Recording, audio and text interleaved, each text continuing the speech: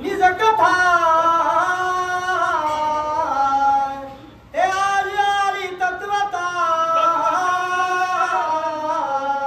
तुझा बाण लागता त्रिजगुणाता अलौकिकता सुख प्राप्ती कारण या जागेवर तुझा बाण लागता रघुनाथा अलौकिकता प्राप्त झाली।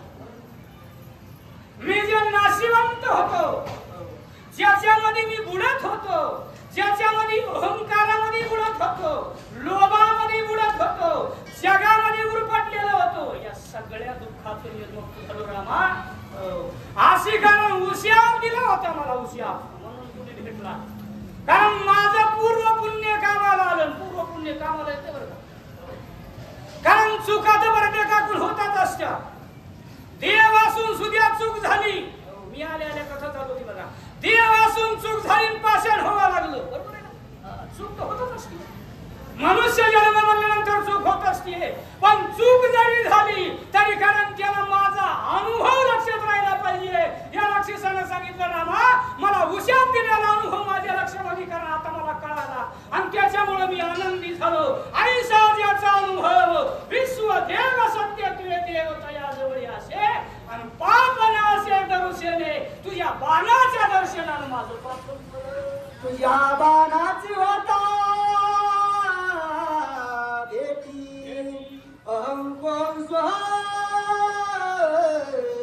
टिपुटी छेदोनिया उठाउटी स्वानंद पुष्टी सुखी केले। स्वानंदाला प्राप्त झालेलं आहे, स्वानंद स्वरूप आनंद।